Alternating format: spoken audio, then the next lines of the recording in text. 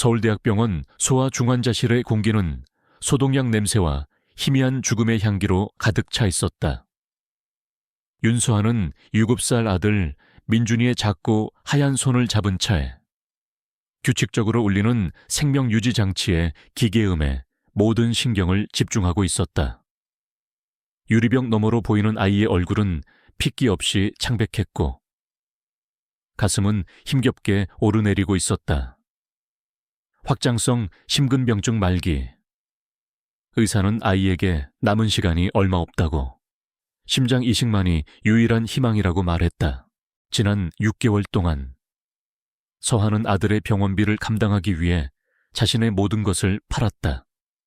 작은 전셋집의 보증금도, 돌아가신 부모님이 남겨주신 유품도, 심지어 자신의 결혼 반지까지도. 하지만 아이의 상태는 하루가 다르게 나빠졌고 병원비는 눈덩이처럼 불어났다. 그녀는 이미 수천만 원의 빚을 지고 있었고 더 이상 돈을 빌릴 곳도 기댈 곳도 없었다.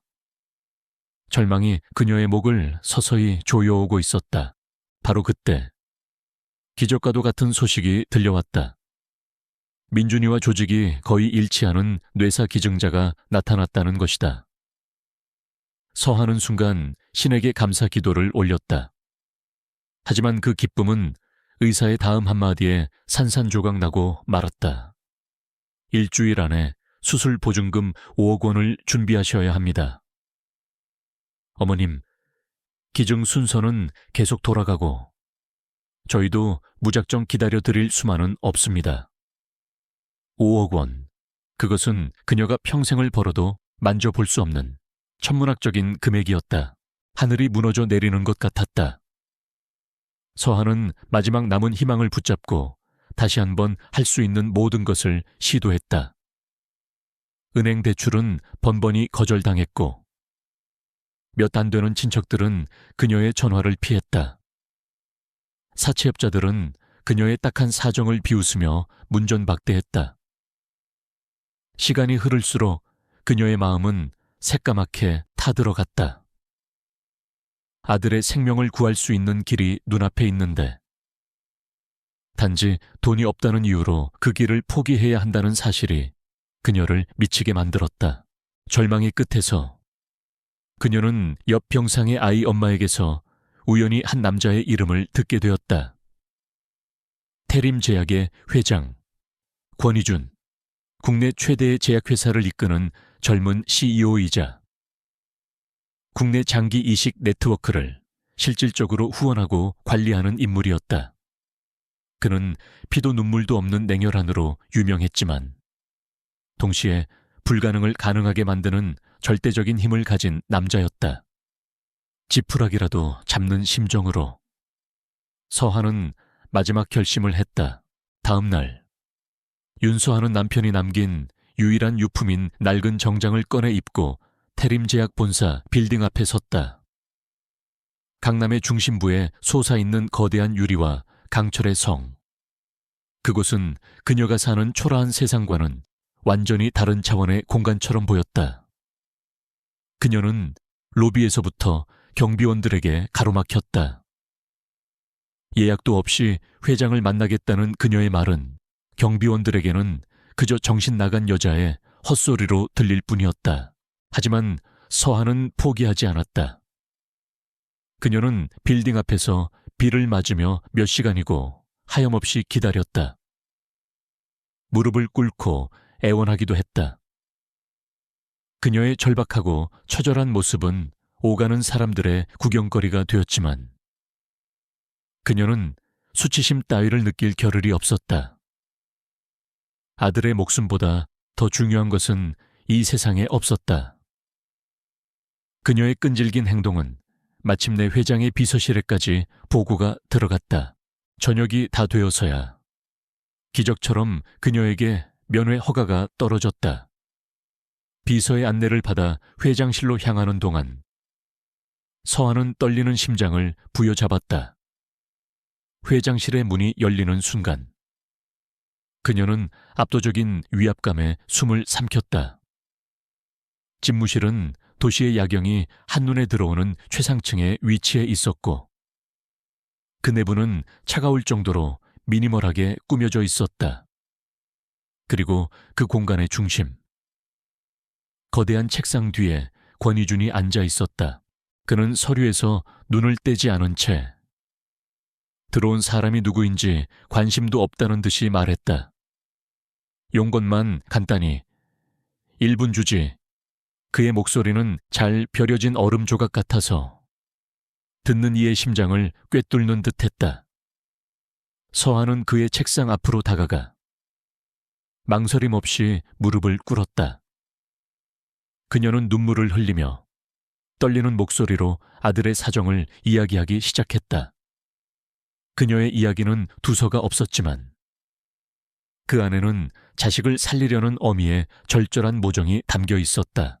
그녀의 이야기가 끝났을 때 권희준은 마침내 서류에서 눈을 떼고 처음으로 그녀를 바라보았다.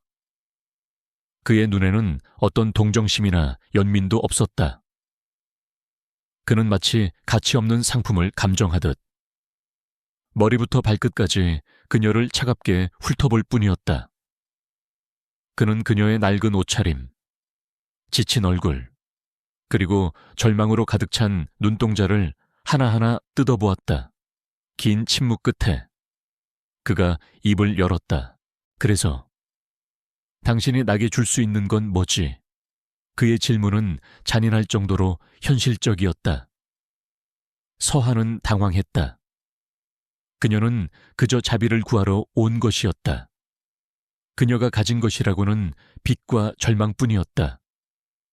그녀는 필사적으로 애원했다. 무엇이든 하겠습니다. 평생 회장님의 노예가 되라면 되겠습니다. 제발, 제발 제 아들 좀 살려주세요. 그녀는 이마가 바닥에 닿도록 머리를 조아렸다.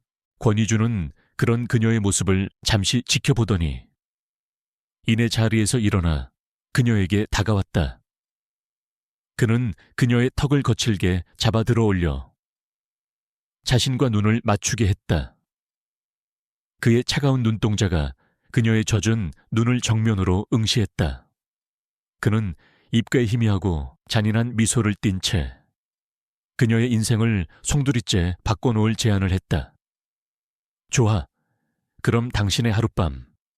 그걸 사지. 5억. 당신 아들의 목숨 값으로는 충분할 텐데.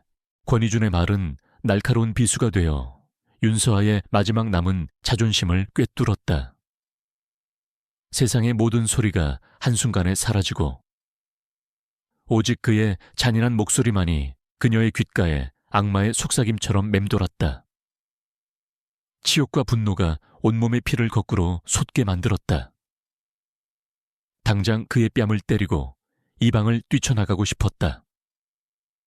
하지만 그녀의 발은 바닥에 뿌리 내린 듯 움직이지 않았다. 그녀의 눈앞에 인공호흡기에 의지해 힘겹게 숨을 쉬는 아들, 민준이의 얼굴이 어른거렸기 때문이다. 아들의 얼굴은 그녀의 모든 분노와 수치심을 집어삼켰다. 그녀는 천천히 고개를 들었다.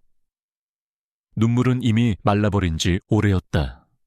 그녀의 텅 빈 눈동자는 어떤 감정도 담고 있지 않은 채 그저 권희준을 향해 있었다. 그녀는 기계처럼 입을 열었다. 알겠습니다. 그 계약 받아들이겠습니다. 그녀의 목소리에는 일말의 망설임도 흔들림도 없었다. 그것은 거래를 받아들인 창녀의 목소리가 아니라 자식을 위해 기꺼이 지옥으로 걸어 들어가는 어미의 목소리였다. 권희준은 그녀의 반응에 아주 잠시 흥미롭다는 듯 눈썹을 까딱였다. 그는 보통 이런 상황에서 여자들이 보일 법한 반응들, 즉 울며불며 애원하거나 혹은 경멸에 찬 저항을 예상했다. 하지만 그녀는 그 모든 예상을 벗어났다. 마치 자신의 영혼을 육체로부터 완전히 분리시킨 사람처럼. 그녀는 너무나도 담담했다. 그는 비서에게 인터컴으로 연락해 계약의 세부 사항을 처리하라고 지시했다. 돈은 즉시 병원 원무과로 직접 송금될 것이며 그녀가 와야 할 시간과 장소는 문자로 통보될 것이라고 했다. 모든 것이 비인격적이고 사무적으로 진행되었다. 그날 밤 서하는 비서가 보내준 주소지의 호텔 펜트하우스 앞에 섰다. 서울의 야경이 발 아래 까마득하게 펼쳐지는 그녀가 평생 발들여 볼 일 없는 호화로운 공간이었다. 내부는 최고급 대리석과 값비싼 예술품으로 꾸며져 있었지만 그 어떤 온기도 느껴지지 않는 거대한 무덤처럼 느껴졌다. 그녀는 기계적으로 샤워를 하고 옷장에 준비되어 있던 부드러운 실크 가운을 걸쳤다. 거울에 비친 자신의 모습이 낯설었다. 그녀는 침대에 앉아 휴대폰을 꺼내 들었다. 배경 화면에 있는 민준이의 환하게 웃는 얼굴을 보자 간신히 버티고 있던 감정의 댐이 무너져 내릴 것 같았다. 그녀는 입술을 깨물어 울음을 삼켰다. 괜찮아. 윤서아. 이건 그냥 꿈이야. 내일 아침이면 민준이는 수술을 받을 수 있고 모든 게 괜찮아질 거야. 그녀는 자기 자신에게 주문을 외우듯 되뇌었다. 그녀의 몸은 이곳에 있었지만 그녀의 마음과 영혼은 이미 병실에 있는 아들의 곁으로 가 있었다. 권희준이 펜트하우스에 도착했을 때 그가 본 것은 어둠 속에서 창밖을 내다보고 있는 그녀의 뒷모습이었다. 그녀는 인기척을 느꼈는지 천천히 돌아섰다. 그녀의 얼굴에는 두려움도 유혹적인 미소도 없었다. 그저 깊이를 알 수 없는 거대한 슬픔의 호수 같은 눈동자가 그를 담담하게 바라보고 있을 뿐이었다. 그는 순간 말문이 막혔다. 그는 정복자로서 이곳에 왔지만 그녀의 눈빛은 그를 한낱 이방인으로 만들고 있었다. 그는 애써 평소의 냉정함을 되찾고 그녀에게 다가갔다. 그는 계약을 이행하기 위해 마치 값비싼 물건을 다루듯 그녀의 몸을 안았다. 그는 그녀에게서 어떤 저항도, 그렇다고 어떤 반응도 기대하지 않았다. 하지만 그녀의 반응은 그의 예상을 또 한 번 벗어났다. 그녀는 순순히 그의 손길을 받아들였지만 그것은 마치 영혼이 빠져나간 인형과도 같았다. 그녀의 몸은 따뜻했지만 그 안에는 어떤 생기도 느껴지지 않았다. 그는 처음으로 당황스러움을 느꼈다. 그는 돈과 권력으로 세상의 모든 것을 가질 수 있다고 믿어왔다. 여자들의 마음 역시 예외는 아니었다. 하지만 지금 그의 품에 안긴 이 여자는 그의 모든 것을 무력하게 만들고 있었다. 그는 그녀의 슬픈 눈동자 속에서 단 한순간이라도 자신을 향한 욕망이나 원망을 찾아보려 했지만 그곳에는 오직 아들을 향한 끝없는 사랑과 그리움만이 가득 차 있었다. 그는 마치 투명한 벽에 부딪힌 것처럼 그녀의 내면으로 결코 들어갈 수 없었다. 밤이 깊어갈수록 그의 정복욕은 알 수 없는 좌절감과 기묘한 호기심으로 변해갔다. 그는 그녀의 침묵을 깨기 위해 일부러 더 잔인한 말을 던졌다. 당신 아들 목숨값이 고작 이 정도였나? 그는 그녀가 상처받고 무너지기를 바랐다. 하지만 그녀는 그저 조용히 눈물을 한 방울 흘릴 뿐이었다. 그 눈물은 그를 향한 원망이 아니라 자기 자신에 대한 깊은 연민과 아이에 대한 미안함에서 비롯된 것이었다. 그 한 방울의 눈물이 그의 얼어붙은 심장에 뜨거운 낙인처럼 떨어졌다. 차가운 새벽 공기가 방 안을 감돌 때쯤 권희준은 잠에서 깨어났다. 옆자리는 비어 있었다. 서하는 이미 옷을 모두 챙겨 입고 처음 만났을 때처럼 창가에 서 있었다. 동이 트는 여명을 배경으로 한 그녀의 실루엣은 성스럽기까지 해서 그는 순간 자신이 지난밤에 무슨 짓을 했는지 혼란스러워졌다. 서하가 먼저 입을 열었다. 돈은 송금되었습니까? 그녀의 목소리는 여전히 무감정했다. 권희주는 잠시 침묵하다가 대답했다. 그래. 10분 전에 병원 측에서 확인 연락이 왔어. 그러자 그녀는 아무 말 없이 그에게 가볍게 고개를 숙였다. 감사합니다. 그 짧은 인사를 끝으로 그녀는 단 한순간의 망설임도 없이 몸을 돌려 펜트하우스를 나갔다. 마치 이곳에서 있었던 모든 일을 지워버리려는 듯. 그녀는 어떤 미련도 남기지 않았다. 권희주는 텅 빈 스위트룸에 홀로 남겨졌다. 거래는 끝났다. 그는 원하는 것을 얻었고 그녀 역시 원하는 것을 얻었다. 완벽하게 깔끔한 거래였다. 하지만 그의 마음속에는 지금껏 느껴본 적 없는 공허함과 불쾌한 패배감이 소용돌이쳤다. 그는 그녀의 모든 것을 가졌다고 생각했지만 사실은 그녀의 그림자조차 만지지 못했다는 것을 깨달았다. 그녀가 남기고 간 희미한 샴푸 향기와 그녀의 슬픈 눈동자가 지독한 중독처럼 그의 뇌리에 달라붙어 떨어지지 않았다. 그날 이후 그는 매일 밤 자신도 모르게 그녀를 찾기 시작했다. 호텔을 빠져나온 윤서아는 도망치듯 택시를 잡아타고 곧장 병원으로 향했다. 화려했지만 영혼 없던 펜트하우스의 기억은 마치 더럽고 끈적한 거미줄처럼 그녀의 온몸을 올가매는 듯했다. 그녀는 차창에 머리를 기댄 채 제발 이 모든 것이 끔찍한 악몽이기를 기도했다. 택시가 병원 앞에 멈춰 서자 그녀는 비틀거리며 차에서 내렸다. 그리고 아들이 있는 중환자실을 향해 필사적으로 달렸다. 그녀의 세상은 오직 그곳에만 존재했다. 민준이의 수술은 아침 일찍 시작되었다. 수술실 앞 복도의 차가운 의자에 홀로 앉아 서한은 평생보다도 더 길게 느껴지는 시간을 견뎌내야 했다. 째깍거리는 시계 소리가 마치 그녀의 심장을 갉아먹는 소리처럼 들렸다.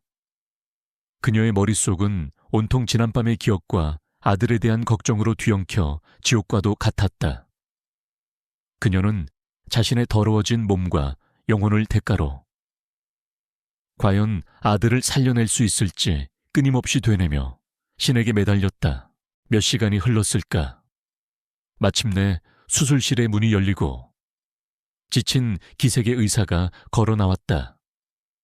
서하는 심장이 멎는 것 같은 기분으로 자리에서 벌떡 일어났다. 의사는 마스크를 벗으며 그녀의 인생을 구원할 한마디를 건넸다. 수술은 성공적입니다. 아이는 아직 안심할 단계는 아니지만 고비는 넘겼습니다. 그 말을 듣는 순간 서하의 다리에 힘이 풀리며 그대로 바닥에 주저앉고 말았다. 뜨거운 눈물이 봇물 터지듯 쏟아져 나왔다. 그것은 슬픔이나 고통의 눈물이 아니었다. 살아남았다는 안도감, 그리고 아들을 지켜냈다는 기쁨의 눈물이었다. 그녀는 한참 동안 아이처럼 목 놓아 울었다. 지난 몇 달간 그녀를 짓눌렀던 모든 절망과 고통이 그 눈물과 함께 씻겨 내려가는 듯했다. 마취에서 깨어난 민준이를 마주했을 때 그녀는 비로소 새로운 삶이 시작되었음을 실감했다. 아이의 희미한 미소를 보자 그녀는 굳게 결심했다. 지난밤의 일은 영원히 자신의 가슴 속에 묻어버리자고, 오직 민준이와 함께 살아갈 깨끗하고 새로운 미래만을 생각하자고. 한편 같은 시간 태림제약의 회장실은 폭풍전야처럼 고요했다. 권희주는 평소와 다름없이 업무 보고를 받고 중요한 계약서에 사인을 하고 있었다. 하지만 그의 완벽하게 통제된 세상에는 미세한 균열이 생겨나고 있었다. 그의 집중력은 수시로 끊겼고 비서와 임원들은 그의 평소답지 않은 날카로운 신경질에 숨을 죽여야 했다. 그 누구도 그 이유를 알지 못했지만 권희준 자신은 알고 있었다. 그날 이후 윤서하라는 여자가 그의 머릿속을 떠나지 않았다.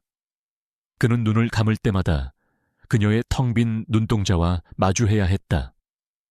그녀의 체념한 듯한 표정, 영혼 없는 몸짓, 그리고 그의 심장을 핥히었던 그 한 방울의 눈물이 지독한 환영처럼 그를 괴롭혔다. 그는 자신의 이런 상태를 이해할 수 없었다. 그에게 여자는 하룻밤의 유희, 혹은 사업적인 파트너, 그 이상도 이하도 아니었다. 그는 단 한 번도 여자에게 마음을 주거나 집착해 본 적이 없었다. 그는 이것이 단지 상처받은 자존심 때문이라고. 자신의 완벽한 통제력에 흠집을 낸 그녀에 대한 불쾌감 때문이라고 애써 합리화하려 했다. 그는 정복하지 못한 것에 대한 미련이라고 치부했다. 하지만 시간이 지날수록 그 감정은 단순한 불쾌감을 넘어 그의 일상 전체를 잠식하는 거대한 집착으로 변해갔다. 그는 자신도 모르게 그녀에 대해 궁금해하고 있었다. 그녀는 지금 어디서 무엇을 하고 있을까?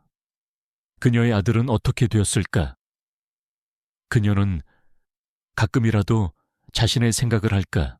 이런 생각에 사로잡힌 자기 자신이 한심하고 역겨웠다.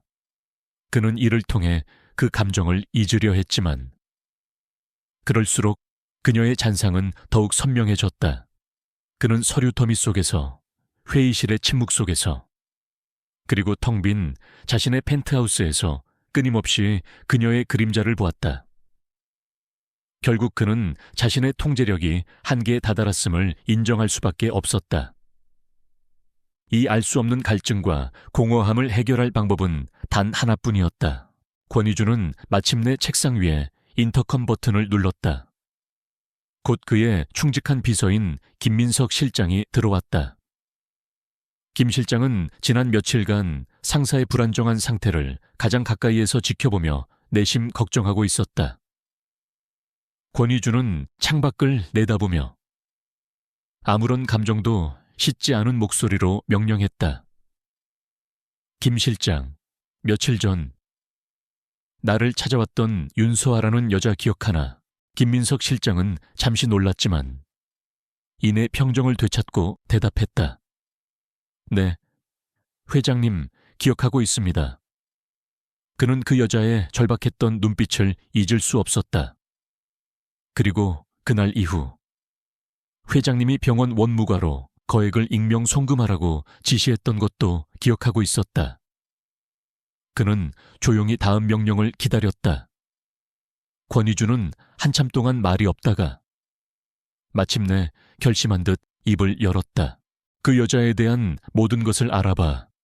지금 어디서 사는지, 뭘 하는지, 그리고 그 아이는 어떻게 됐는지까지 사생활을 침해하지 않는 선에서 최대한 신속하고 조용하게, 그리고 알아낸 즉시 내게 직접 보고하도록. 그의 목소리는 평소처럼 차가웠지만 그 안에는 그 자신조차 제어할 수 없는 강렬한 충동이 담겨 있었다.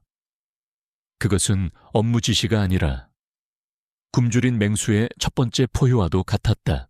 김민석 실장은 알겠습니다. 라고 짧게 대답하고 조용히 회장실을 나왔다. 그의 등 뒤로 문이 닫히자 그는 작게 한숨을 내쉬었다. 지난 5년간 권희준을 보조하면서 그가 특정인에 대해, 특히 여자에 대해 사적인 관심을 보이는 것은 단 한 번도 본 적이 없었다. 그는 이것이 아주 이례적이고 위험한 신호임을 직감했다. 그의 얼음 같던 주인에게 무언가 거대한 변화가 시작되고 있었다. 그리고 그 변화의 중심에는 윤서하라는 모든 것을 잃은 듯한 슬픈 눈을 가진 여자가 있었다. 잔인한 사냥의 서막이 그렇게 조용히 오르고 있었다. 몇 주가 흘렀다. 민준이는 기적처럼 빠르게 건강을 회복하여 중환자실에서 일반 병실로 옮겨졌다. 서하의 삶은 병원을 중심으로 한 새로운 규칙성을 찾기 시작했다. 그녀는 밤에는 아이의 곁에서 간병을 했고 낮에는 병원 휴게실 구석에서 노트북을 켜고 작은 번역 회사의 재택근무를 시작했다. 비록 빚을 갚기에는 턱없이 부족한 돈이었지만 그녀는 자신의 힘으로 다시 일어설 수 있다는 사실에 감사했다. 위태롭지만 소중한 평화가 그녀의 삶에 조심스럽게 자리 잡고 있었다. 그 평화는 권희준의 책상 위에 놓인 서류 한 장으로 인해 곧 깨질 운명이었다. 김민석 실장이 보고한 윤서아 관련 조사 보고서는 그녀의 지난 10년간의 삶을 한 편의 비극적인 다큐멘터리처럼 요약해 놓고 있었다.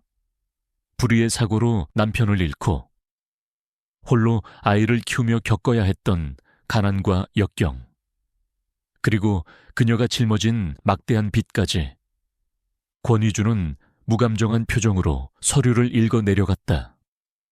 그는 동정심을 느끼지 않았다. 대신 그녀의 모든 취약점을 알게 되었다는 사실에서 비롯된 어둡고 뒤틀린 소유욕을 느꼈다. 그는 즉시 김민석 실장을 불렀다. 그리고는 그의 두 번째 움직임을 시작했다. 그의 접근 방식은 여전히 비즈니스적이고 계산적이었다.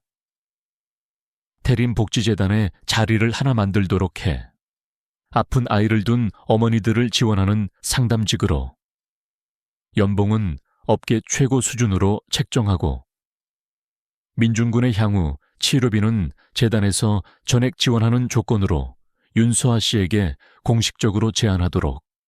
그것은 거절할 수 없는 제안이었다. 그녀의 모든 문제를 한 번에 해결해 줄 수 있는 완벽한 황금 동아줄이었다.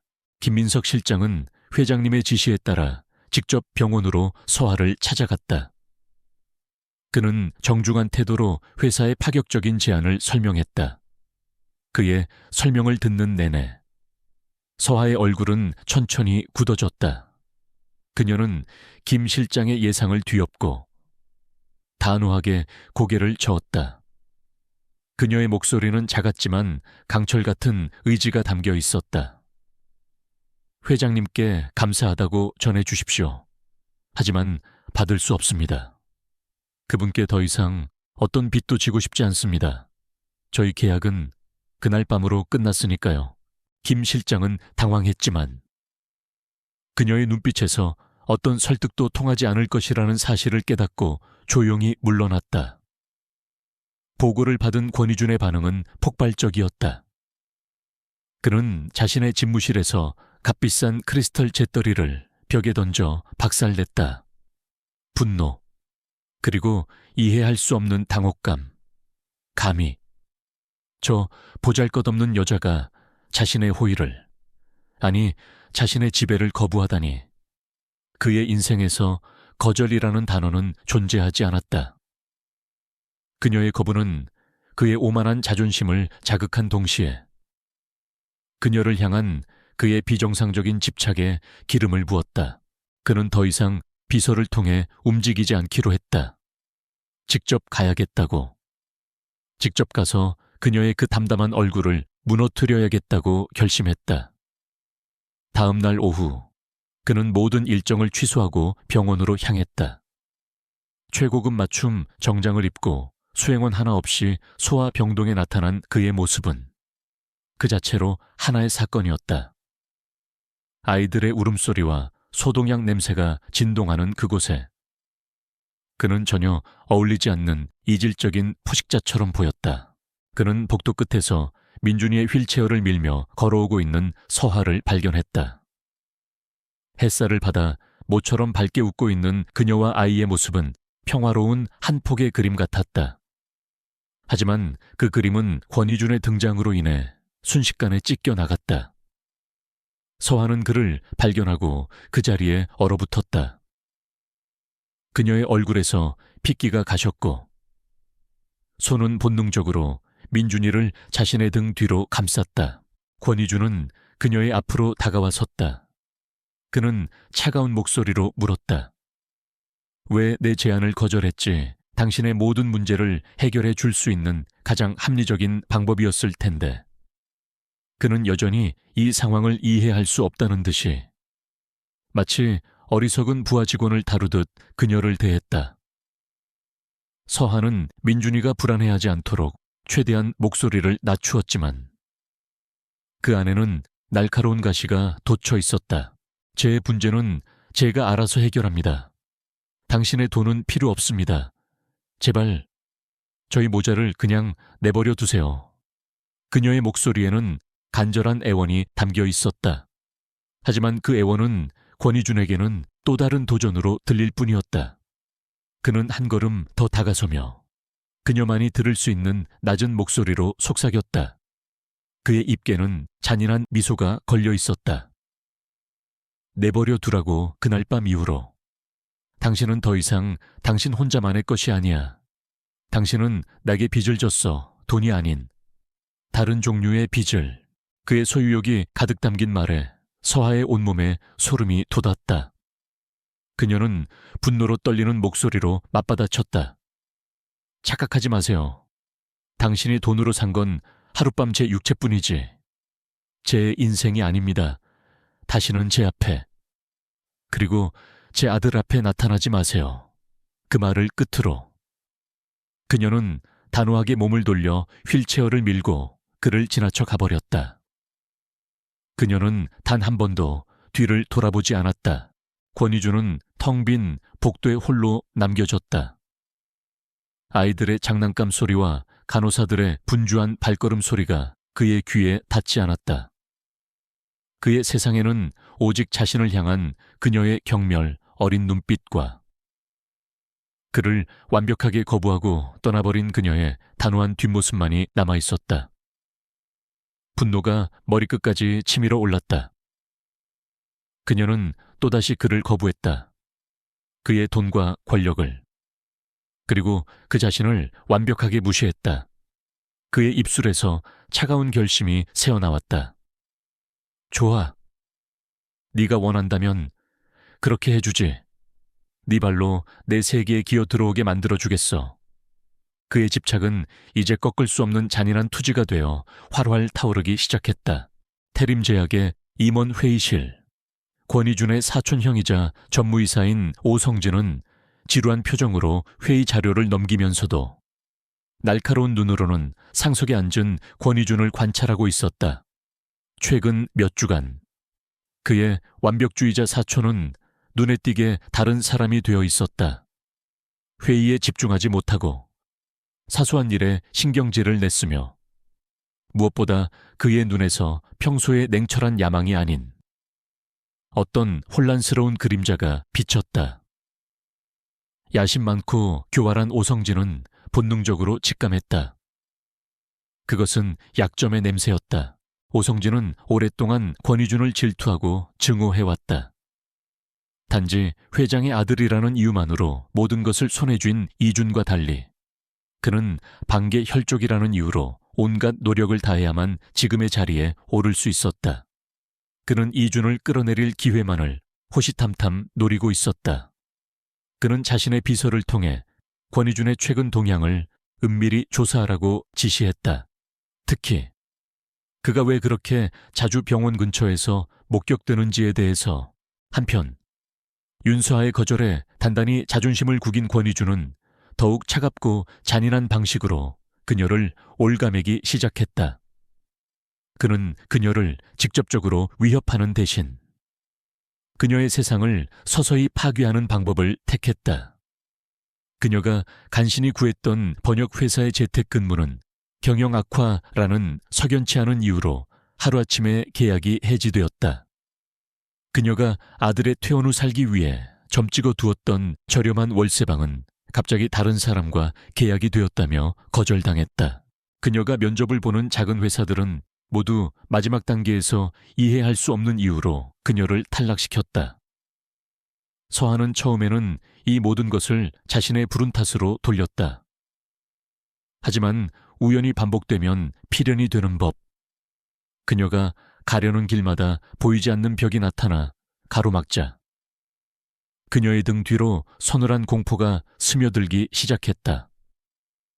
그녀는 이 모든 불행의 배후에 권희준이라는 거대한 그림자가 드리워져 있음을 어렴풋이 느끼기 시작했다. 그는 그녀의 모든 탈출구를 막아 결국 자신에게 돌아올 수밖에 없도록 만들고 있었다. 권희주는 자신의 사무실에서 그녀가 좌절하고 있다는 보고를 받으며 어떤 죄책감도 느끼지 않았다. 오히려 이것이 당연한 수순이라고 생각했다. 세상 모든 것은 거래이고 힘의 논리로 움직인다. 그녀가 자신의 힘을 거부했으니 그 대가를 치르게 하는 것뿐이었다. 그의 이런 비뚤어진 사고방식은 아주 오래전 그의 영혼에 깊이 새겨진 배신의 상처에서 비롯된 것이었다. 그날 밤도 그는 잠을 이루지 못하고 텅 빈 펜트하우스에서 위스키를 마시고 있었다. 술기운과 함께 과거의 악몽이 어김없이 그를 찾아왔다. 그의 아버지가 심장마비로 갑작스럽게 돌아가시고 25의 어린 나이에 그룹을 떠맡아야 했던 그 시절, 경험 없는 그를 멸시하고 회사를 삼키려 했던 친족들의 탐욕 속에서 그에게는 유일하게 믿고 의지했던 한 여자가 있었다. 그의 첫사랑, 서윤주.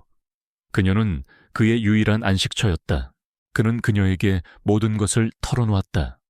그의 불안함, 그의 계획, 그리고 그의 비밀까지도. 하지만 그녀는 그의 순수한 믿음을 배신했다. 그녀는 그의 가장 큰 정적이었던 오성진의 아버지와 손을 잡고 그가 털어놓은 모든 비밀을 넘겼다. 그녀는 돈과 권력을 위해 그의 심장에 칼을 꽂았다. 결정적인 주주총회 날, 그녀는 그에게 불리한 거짓 증언을 하며 그를 나락으로 떨어뜨렸다. 그날 25의 권희주는 죽었다. 그리고 그 자리에는 누구도 믿지 않고 오직 힘만을 숭배하는 냉혈한 괴물만이 남았다. 그 끔찍한 배신 이후 그는 여자를 믿지 않았다. 여자의 미소는 가면이고 눈물은 무기이며 사랑은 가장 정교한 거래일 뿐이라고 믿었다. 그런데 윤서아가 나타났다. 그녀는 그가 경멸하던 그 어떤 여자와도 달랐다. 그녀는 그의 돈과 권력을 원하지 않았다. 그녀는 그에게 어떤 것도 바라지 않고 오직 자신의 힘으로 일어서려 했다. 그녀의 거절은 그에게는 생소한 것이었고 그녀의 존엄성은 그가 잊고 살았던 가치였다. 그는 윤서아를 향한 자신의 집착이 단순히 그녀를 소유하고 싶다는 욕망 때문만이 아니라는 것을 어렴풋이 깨닫고 있었다. 그것은 어쩌면 과거의 상처를 치유하고 싶다는 무의식적인 갈망일지도 몰랐다. 윤서아 같은 여자도 세상에 존재한다는 것을 확인함으로써 서윤주가 남긴 지독한 배신의 상처로부터 구원받고 싶었던 것일지도 모른다. 그의 잔인한 추격은 사실 가장 뒤틀린 형태의 구원 요청이었다. 서아의 상황은 점점 더 최악으로 치닫고 있었다. 민준이의 퇴원이 코앞으로 다가왔지만 그녀는 당장 머물 곳조차 구하지 못했다. 모아두었던 돈은 점점 바닥을 드러냈고 민준이의 정기검진비와 약값을 감당할 길도 막막해졌다. 그녀는 다시 한번 벼랑 끝에 내몰렸다. 그녀는 권희준의 얼굴을 떠올렸다. 그에게 무릎을 꿇고 항복해야 하는 것일까? 그녀의 자존심이 그것을 허락하지 않았지만 아들의 얼굴을 보면 마음이 약해졌다. 바로 그때 오성진의 사무실에 그의 수아가 보낸 첫 번째 보고서가 도착했다. 보고서의 내용은 간단했다. 몇 주 전 윤서아라는 여자가 권희준을 찾아온 바로 그날 권희준의 개인 비서실을 통해 서울대학병원에 5억 원이라는 거액이 송금되었다는 사실. 그리고 그날 밤 권희준이 태림 호텔의 로열 펜트하우스를 개인적으로 예약했다는 기록. 오성진은 보고서를 천천히 읽어 내려갔다. 그의 입가에 교활하고 만족스러운 미소가 천천히 번져나갔다. 아직 모든 조각이 맞춰지진 않았지만 그는 거대한 스캔들의 냄새를 맡았다. 자신의 사촌을 단번에 무너뜨릴 수 있는 아주 치명적이고 달콤한 무기를 발견한 것이다. 민준이의 퇴원일. 서하는 아이의 작은 손을 잡고 병원을 나섰다. 비록 그녀가 간신히 구한 집은 서울의 오래된 동네 옥상에 있는 비좁은 단칸방이었지만 모자는 세상 전부를 얻은 것처럼 행복했다. 서하는 옥상 평상에 작은 화분을 놓고 낡은 벽에는 민준이가 그린 그림을 붙였다. 가난했지만 그곳은 비로소 두 사람만의 아늑한 보금자리였다. 그녀는 이곳에서 다시 시작할 수 있으리라. 지긋지긋한 악연을 끊고 평범한 행복을 찾을 수 있으리라 믿었다. 하지만 그 위태로운 평화는 단 며칠 만에 산산조각났다. 민준이가 갑자기 고열과 함께 호흡 곤란 증세를 보이며 쓰러진 것이다. 이식 수술 후 나타날 수 있는 가장 위험한 증상 중 하나인 급성 거부 반응이었다. 서하는 정신없이 아이를 안고 다시 병원 응급실로 달려갔다. 의사는 아이의 상태가 매우 위중하다며 당장 면역글로불린 주사 치료와 함께 집중적인 추가 치료를 시작해야 한다고 말했다. 그리고 그 치료 비용은 이전 수술비와는 비교도 할 수 없을 만큼 막대했다. 서하의 눈앞이 다시 캄캄해졌다. 간신히 한숨 돌렸다고 생각했는데 더 거대한 절망의 파도가 그녀를 덮쳤다. 그녀는 돈이 없었다. 당장 아이에게 투여해야 할 주사 한 대 값조차 없었다. 응급실 복도에 주저앉아 그녀는 아무 소리도 내지 못한 채 그저 눈물만 흘렸다. 신이 있다면 너무나도 잔인하다고, 제발 이 가혹한 시련을 거두어 달라고 속으로 절규했다. 바로 그때 그녀의 머리 위로 묵직한 그림자가 드리워졌다. 서하는 천천히 고개를 들었다. 그곳에는 있어서는 안 될 남자, 권희준이 서 있었다. 그는 병원의 소란스러운 분위기와는 전혀 어울리지 않는 완벽한 수트 차림으로 어떤 감정도 읽을 수 없는 얼굴로 그녀를 내려다보고 있었다. 그가 어떻게 이곳에 나타났는지 서하는 생각할 겨를도 없었다. 그녀는 그저 자신을 덮친 불행의 근원과 다시 마주했다는 사실에 몸서리쳤다. 권희준은 김민석 실장을 통해 그녀의 모든 것을 감시하고 있었다. 민준이가 응급실에 실려왔다는 보고를 받자마자 그는 모든 회의를 중단하고 한달음에 달려온 것이었다. 그는 바닥에 주저앉아 무력하게 울고 있는 서하의 모습과 응급실 침대 위에서 사경을 헤매는 작은 아이의 모습을 번갈아 보았다. 그 순간 그의 머릿속에 과거의 잔상이 겹쳐졌다. 병상에 누워 속수무책으로 죽어가던 아버지, 그리고 그 앞에서 아무것도 하지 못했던 무력한 자신의 모습. 그는 더 이상 망설이지 않았다. 이번에는 과거와 달라야 했다. 그는 즉시 병원장을 호출했다. 그의 등장에 병원 전체가 비상에 걸렸다. 태림제약의 회장이자 병원의 최대 후원자인 그의 말은 곧 법이었다. 그는 병원장에게 차가운 목소리로 명령했다. 지금 당장 저 아이를 VIP 병실로 옮기시오. 대한민국 최고의 의료진으로 특별팀을 꾸리고 필요한 모든 약물과 장비는 가격에 상관없이 전부 사용하도록. 모든 비용은 내가 책임지겠소. 그의 목소리에는 거역을 허락하지 않는 절대적인 힘이 실려 있었다. 그것은 거래나 제안이 아니었다. 일방적인 통보이자 명령이었다.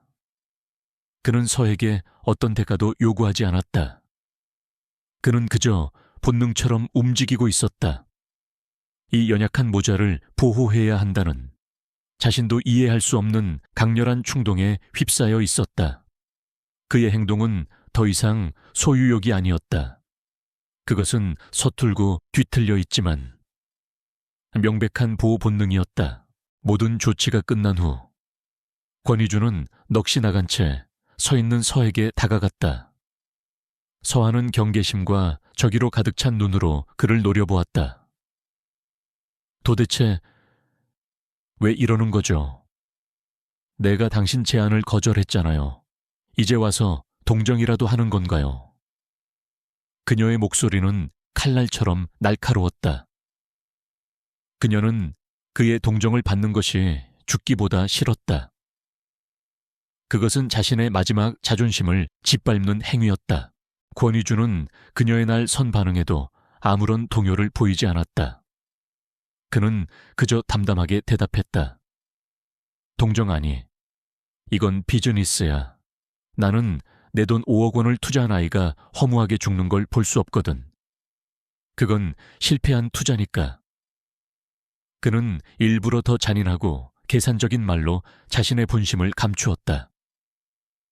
그가 보호라는 생소한 감정을 느끼고 있다는 것을 인정하고 싶지 않았기 때문이다. 그의 말에 서하의 얼굴이 하얗게 질렸다. 투자. 그녀의 아들이, 그의 목숨이 이 남자에게는 고작 실패하고 싶지 않은 투자 대상일 뿐이었다. 치욕스러웠지만 그녀는 반박할 수 없었다. 그의 말이 맞았다. 그리고 지금 그녀에게는 아들을 살리기 위해 그의 투자를 받아들이는 것 외에 다른 선택지가 없었다. 그녀는 눈을 감았다.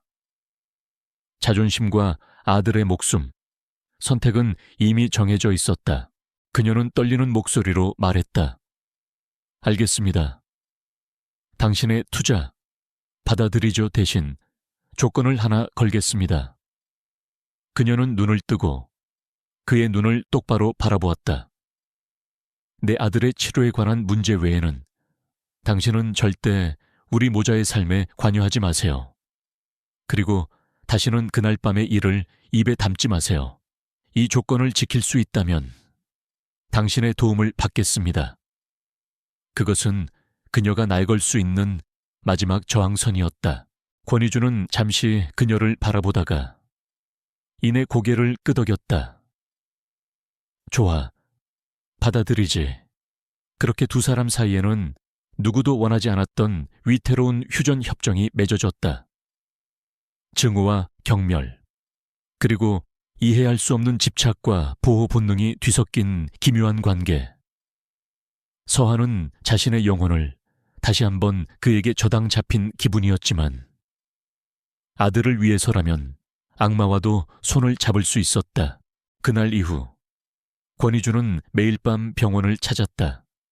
그는 약속대로 그녀나 아이에게 직접 말을 거는 대신 VIP 병실에 유리창 너머로 잠든 아이와 그 곁을 지키는 그녀를 말없이 지켜보다가 돌아가곤 했다. 그는 자신이 세운 견고한 울타리 안에 그녀를 가두는 데 성공했지만 정작 자신은 그 울타리 안으로 들어가지 못하고 밖을 맴도는 이방인이 되어 있었다. 유리창 너머의 작은 가족을 볼 때마다 그의 가슴속에서는 만족감이 아닌 텅 빈 공허함과 지독한 갈망만이 더욱 커져갈 뿐이었다. 시간은 권위준이 세운 정교한 울타리 안에서 더디게 흘러갔다. 그의 전폭적인 지원 아래 민준이의 상태는 눈에 띄게 호전되었다. 아이는 다시 예전처럼 밝은 미소를 되찾았고 병실에는 활기가 돌기 시작했다. 권위준의 밤샘 방문은 기묘한 일상이 되었다. 그는 여전히 유리창 너머에서 그들을 지켜보기만 했고 서한은 민준이의 상태에 대한 간결한 문자 메시지를 보내는 것으로 그와의 모든 소통을 대신했다. 둘 사이에는 보이지 않는 얼음벽이 굳건하게 존재했다. 그 얼음벽에 처음으로 균열을 낸 것은 순수한 아이, 민준이었다. 어느 날 밤, 민준이는 잠들지 않고 창밖을 보고 있다가 매일 밤 같은 자리에 서 있는 권위준을 발견했다. 아이의 눈에는 그가 누구인지, 그와 엄마 사이에 어떤 복잡한 사연이 있는지 따위는 보이지 않았다. 그저 매일 밤 자신을 보러 와주는 키 큰 아저씨일 뿐이었다. 민준이는 침대에서 일어나 창가로 다가가 환하게 웃으며 그에게 손을 흔들었다. 아이의 순진무구한 인사에 권희주는 마치 망치로 머리를 한 대 맞은 듯 그 자리에 얼어붙었다. 그는 평생을 의심과 계산 속에서 살아왔다.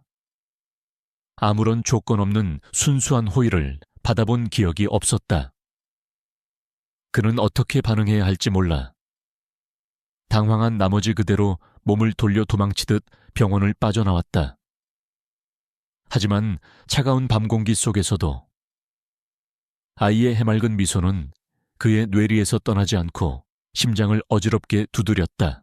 얼마 후 의사는 민준이의 장기적인 회복을 위해 병원보다는 안정적인 가정 환경이 더 좋겠다는 소견을 내놓았다. 이 말을 들은 권희주는 즉시 행동에 나섰다. 그는 투자의 가치를 극대화하기 위한 최적의 환경 조성이라는 지극히 비즈니스적인 명분을 내세워 최고급 보안시설을 갖춘 아파트 한 채를 그들 모자에게 제공했다. 그곳은 과거의 상처가 담긴 호텔, 펜트하우스와는 다른 진짜 사람이 사는 집처럼 따뜻하고 아늑하게 꾸며져 있었다. 서하는 아들의 건강을 위해 또다시 그의 제안을 받아들일 수밖에 없었다. 새로운 보금자리는 그들의 관계에 미묘한 변화를 가져왔다. 권희준의 방문은 더 이상 유리창 너머의 관찰에서 그치지 않았다.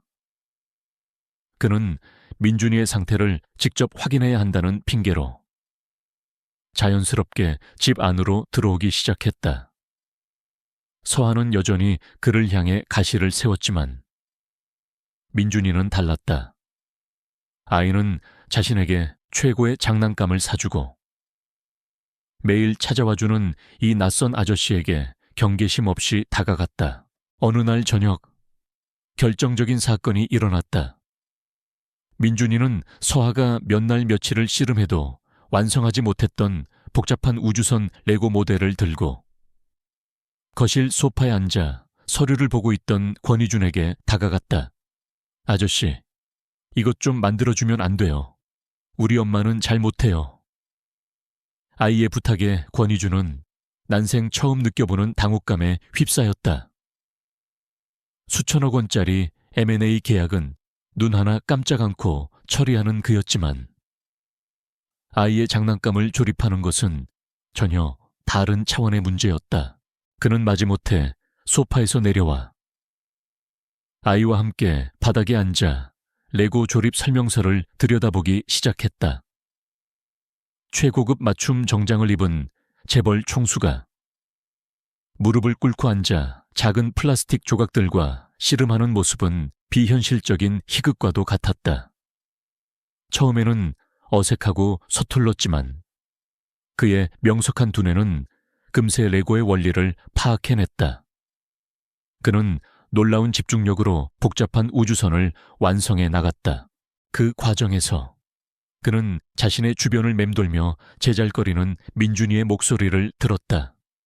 아이는 그에게 학교에서 있었던 일, 좋아하는 만화 캐릭터 이야기 등을 쉴 새 없이 늘어놓았다. 그에게는 그 누구도 그렇게 스스럼 없이 대한 적이 없었다. 모두가 그를 두려워하고 어려워하고 무언가를 바랐다. 하지만 이 작은 아이는 그에게 아무것도 원하지 않았다.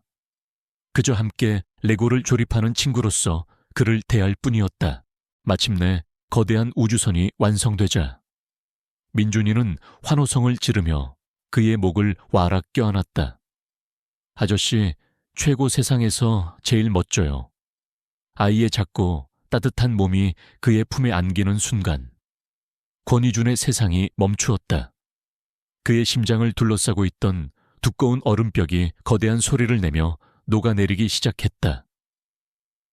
그는 아이의 등을 토닥여주는 법도 몰라. 그저 뻣뻣하게 굳은 채로 있었다. 하지만 그의 내면에서는 거대한 폭풍이 휘몰아치고 있었다. 이것이 가족이라는 것일까? 아이의 웃음소리와 맛있는 저녁 냄새가 어우러진 이 평범한 풍경. 그가 평생을 경멸하고 불필요하다고 여겨왔던 것들. 그는 자신의 거대하지만 텅 빈 대저택을 떠올렸다. 그곳에는 값비싼 가구와 예술품은 가득했지만 이런 따뜻한 온기는 단 한 조각도 존재하지 않았다. 과거에 배신이 남긴 상처는 여전히 쓰라렸지만 지금 그는 그 상처를 치유할 수 있는 아주 작은 가능성을 발견한 참이었다. 그날 밤 아파트에서 나온 권희주는 자신의 채에 앉아 한참 동안 떠나지 못했다. 그는 불이 켜진 서화의 집 창문을 올려다보았다. 창문 너머로 희미하게 새어나오는 웃음소리가 들리는 듯했다. 그는 더 이상 그녀를 소유하고 싶다는 포식자의 집착을 느끼지 않았다.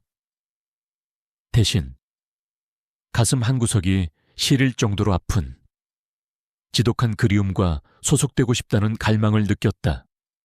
그는 자신이 변하고 있다는 것을, 그리고 그 변화가 자신을 어디로 이끌고 갈지 몰라 두렵다는 것을 처음으로 인정했다.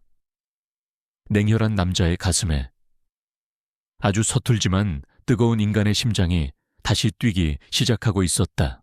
오성진은 자신의 사무실에서 조사원이 가져온 최종 보고서를 읽으며 만족스러운 미소를 지었다. 모든 조각이 맞춰졌다. 절박한 여자, 5억 원의 송금, 하룻밤의 펜트하우스 예약, 그리고 그 이후 시작된 권희준의 비정상적인 집착까지. 이것은 그가 상상했던 것보다 훨씬 더 자극적이고 파괴적인 무기였다. 그는 이 폭탄을 가장 극적인 순간에 터뜨려 권희준의 완벽한 왕국을 한 번에 무너뜨릴 계획을 세웠다. 그가 칼을 가는 동안 권희준과 윤서하, 그리고 민준이의 세상에는 기묘한 안정감이 찾아오고 있었다. 권희준의 방문은 이제 그들 일상의 당연한 일부가 되었다. 그는 더 이상 민준이의 장난감만 조립해주는 어색한 손님이 아니었다. 그는 아이에게 동화책을 읽어주었고 서툰 솜씨로 저녁 식사를 함께 준비하기도 했다. 서하의 경계심은 완전히 허물어지진 않았지만 아들을 향한 그의 진심 어린 모습에 그녀의 마음속 얼음벽은 조금씩 녹아내리고 있었다. 어느 저녁, 세 사람은 처음으로 거실에 나란히 앉아 텔레비전을 보고 있었다. 민준이는 권희준의 팔에 기댄 채 잠이 들었고 서하는 그런 아이의 머리를 부드럽게 쓰다듬어 주었다. 텔레비전의 소음을 배경으로 세 사람 사이에는 말없이도 편안한 공기가 흘렀다. 그 순간 그들은 마치 평범한 가족처럼 보였다. 권희준은 자신의 어깨에 기댄 아이의 따뜻한 온기를 느끼며 생전 처음으로 완전한 충만감을 느꼈다. 하지만 이 위태로운 평화는 곧 다가올 거대한 폭풍의 전주곡일 뿐이었다. 오성진이 행동을 개시한 것은 태림제약의 연례 주주총회를 불과 며칠 앞둔 시점이었다. 그 주주총회는 권희준이 야심차게 추진해온 글로벌 바이오 기업과의 합작 투자를 발표하는 그의 경영 인생에 있어 가장 중요한 날이었다. 오성진은 그날을 최악의 날로 만들기 위해 탐욕스러운 타블로이드 기자에게 은밀하게 정보의 일부를 흘렸다. 그는 한 번에 모든 것을 터뜨리지 않고 대중의 호기심을 극대화하는 방식을 택했다. 다음 날 아침 인터넷 연예 뉴스 사이트 메인에 충격적인 제목의 기사가 올라왔다. 냉혈한 CEO 권희준, 숨겨둔 여자와 아이 있었나, 5억 원 병원비 대납 미스터리. 기사는 교묘하게 사실과 추측을 뒤섞어 놓았다. 권희준이 한 미혼모에게 거액의 병원비를 지불해준 사실을 언급하며 두 사람의 관계와 아이의 출생에 대한 악의적인 의혹을 제기했다. 기사는 삽시간에 온라인 커뮤니티와 SNS를 통해 퍼져나갔다. 스캔들은 걷잡을 수 없이 터져나왔다. 태림제약의 주가는 급락하기 시작했고 회사의 이미지는 하루아침에 비윤리적 기업으로 낙인 찍혔다. 권희준은 돈으로 여자를 사고 약점을 잡아 뒤를 봐주는 부도덕한 인물로 매도되었다. 하지만 가장 큰 상처를 입은 것은 윤서하였다. 그녀의 집 앞에는 하이에나처럼 기자들이 진을 쳤고 그녀의 모든 사생활이 파헤쳐지기 시작했다. 세상은 그녀를 아들을 미끼로 재벌을 유혹한 꽃뱀으로 몰아세웠다. 인터넷에는 그녀의 사진과 함께 입에 담을 수 없는 악플들이 쏟아졌다. 그녀가 지키고 싶었던 아들 민준이는 잔인하게도 재벌의 사생아라는 끔찍한 꼬리표가 붙었다. 그녀가 간신히 되찾았던 평화로운 세상은 산산조각났다.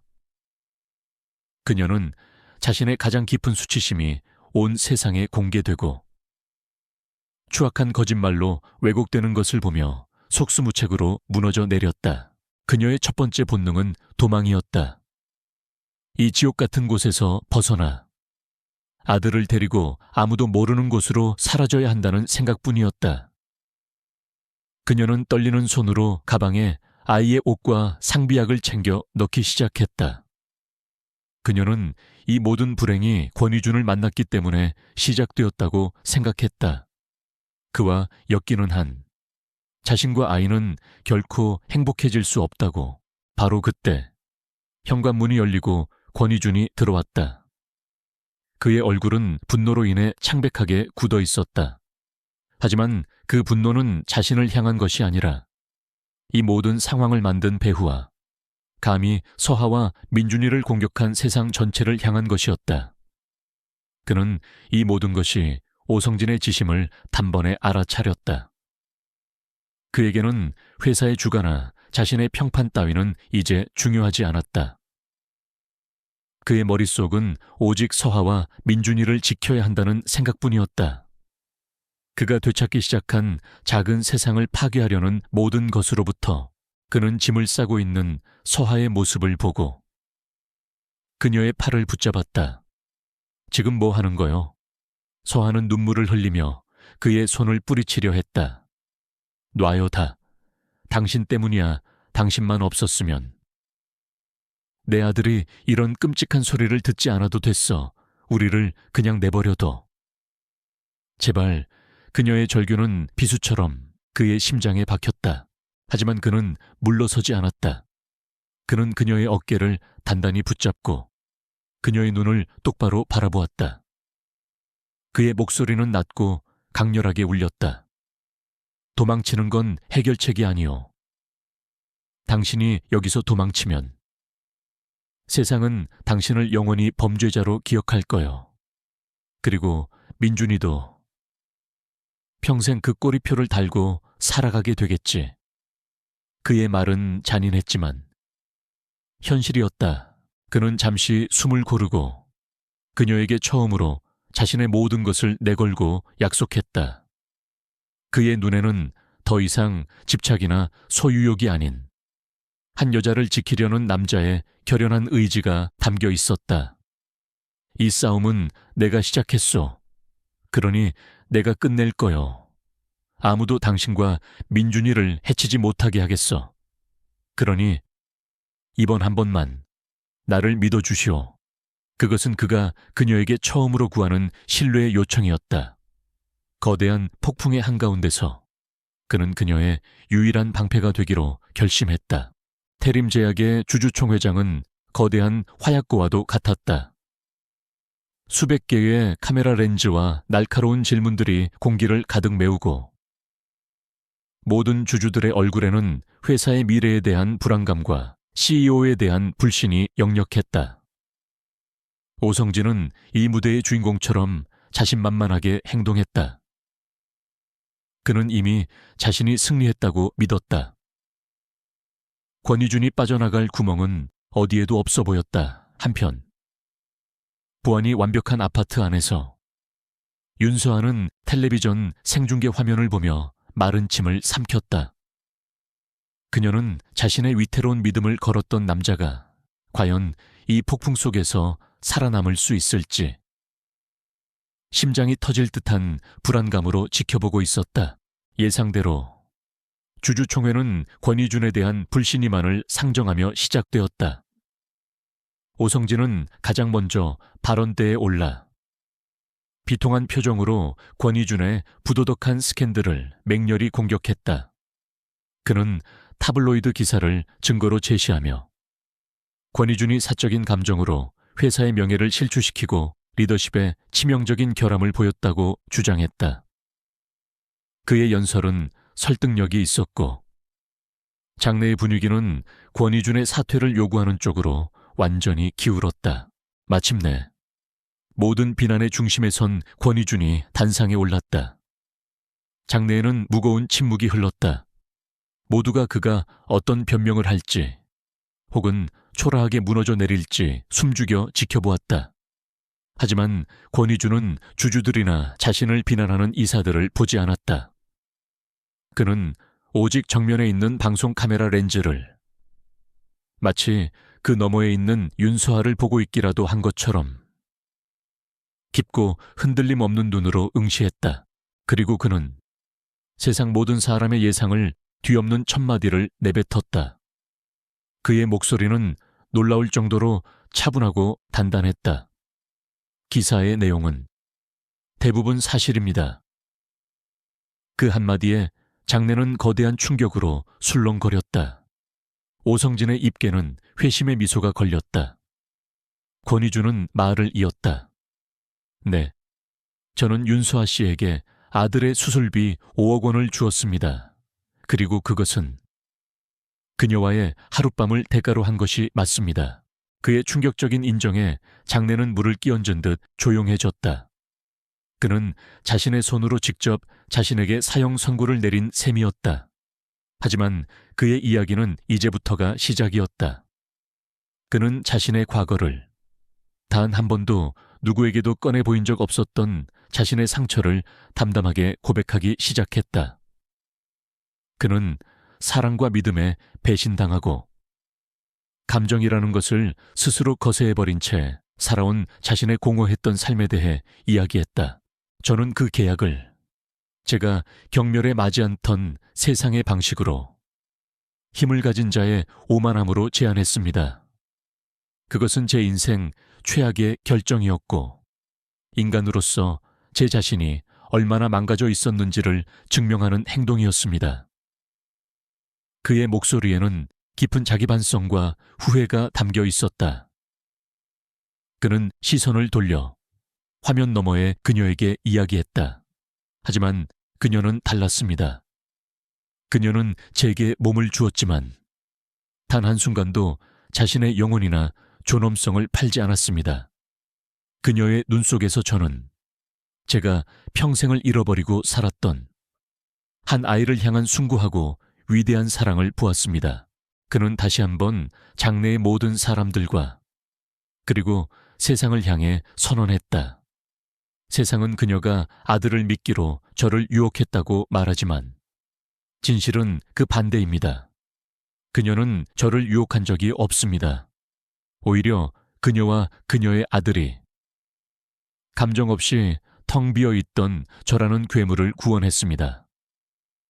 그들은 제게 사랑이 거래가 아님을, 믿음이 약점이 아님을, 그리고 가족이라는 것이 얼마나 따뜻한 것인지를 가르쳐 주었습니다. 그의 진솔한 고백에 장내의 분위기는 걷잡을 수 없이 변하기 시작했다. 이것은 추악한 스캔들에 대한 변명이 아니었다. 한 남자의 처절한 자기 반성이자 뒤늦게 깨달은 사랑에 대한 뜨거운 헌사였다. 권희준은 마침내 이 모든 일에 마침표를 찍었다. 그는 카메라를 향해 깊이 허리를 숙였다. 저는 이 자리를 빌려 저의 오만함과 잔인함으로 인해 씻을 수 없는 상처를 입은 윤수아 씨에게 진심으로 용서를 구합니다. 그리고 그는 자리에서 서류 봉투 하나를 꺼내 들었다.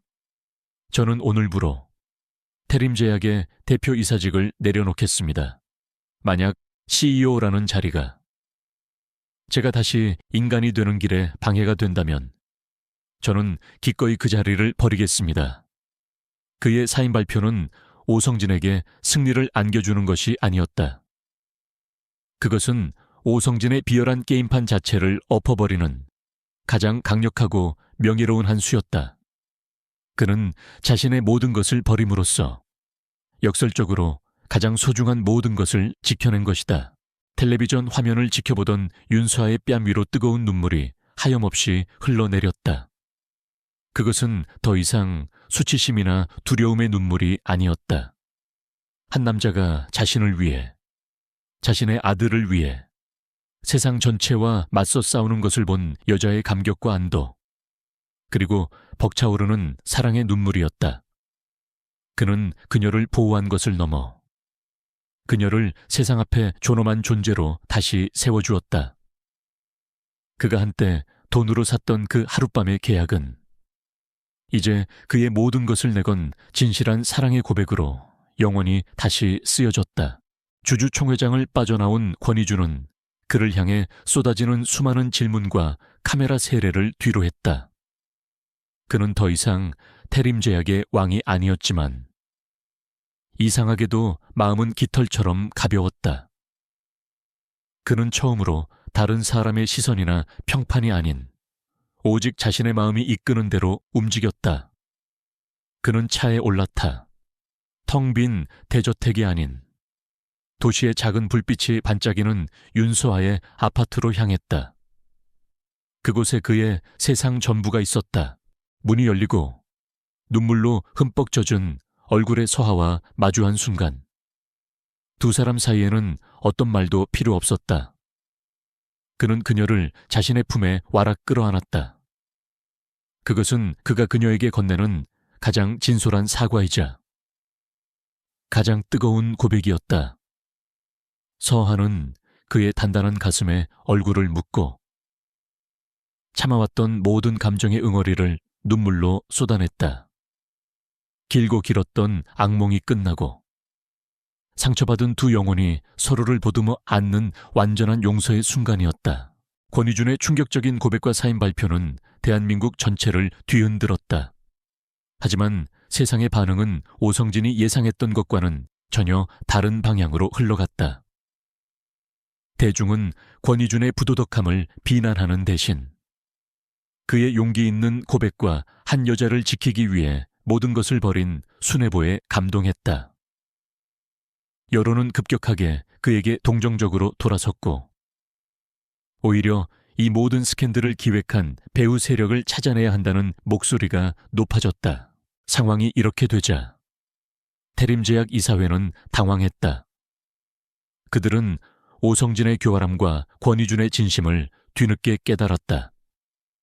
이사회는 권희준의 사표를 반려하는 한편 이번 스캔들 유출 경위에 대한 긴급 감사에 착수했다. 오성진의 모든 비리와 음모는 결국 낱낱이 밝혀졌고 그는 주가 조작 및 명예훼손 등의 혐의로 회사에서 영원히 축출됨과 동시에 법의 심판을 받게 되었다. 몇 주 후 권희준은 주주들과 전 직원의 압도적인 지지 속에 태림제약 대표이사직에 복귀했다. 그는 더 이상 과거의 냉혈한 군주가 아니었다. 상처를 통해 인간을 이해하게 된 그는 이전보다 훨씬 더 현명하고 자비로운 리더가 되어 있었다. 하지만 그는 복귀와 동시에 장기 휴가를 신청했다. 그에게는 회사보다 더 중요한 그의 새로운 세상을 돌보는 일이 남아 있었기 때문이다. 그는 서하와 민준이를 데리고 아무도 그들을 방해하지 않는 조용한 바닷가 마을의 별장으로 떠났다. 그곳에서 세 사람은 평범한 가족의 일상을 처음으로 함께했다. 아침에 일어나 함께 산책을 하고 갯벌에서 조개를 잡고 저녁에는 거실에 모여 앉아 도란도란 이야기를 나누었다. 권희준은 민준이에게 자전거 타는 법을 가르쳐 주었고 서하는 그가 가장 좋아하는 된장찌개를 끓여주었다. 그 평화로운 시간 속에서 두 사람 사이에 존재했던 마지막 상처의 흔적들이 서서히 아물어갔다. 어느 날 밤 잠든 민준이를 방에 눕히고 나온 두 사람은 별이 쏟아지는 해변을 나란히 걸었다. 권희준은 걸음을 멈추고 서하의 손을 조심스럽게 잡았다. 그는 주머니에서 작은 벨벳 상자를 꺼내 그녀의 앞에 열어 보였다. 상자 안에는 화려하지 않지만 밤하늘의 별처럼 맑게 빛나는 작은 다이아몬드 반지가 들어있었다. 그는 한쪽 무릎을 꿇었다. 그의 행동은 서툴렀지만 그의 눈빛은 세상 그 누구보다 진지했다. 윤소아 씨, 나는 당신에게 너무나도 큰 상처를 주었고 당신의 인생을 망칠 뻔했습니다. 내가 당신에게 준 고통을 생각하면 평생을 속죄해도 부족하다는 것을 압니다. 하지만 남은 내 인생을 당신과 민준이를 위해 살 수 있는 기회를 주시겠습니까?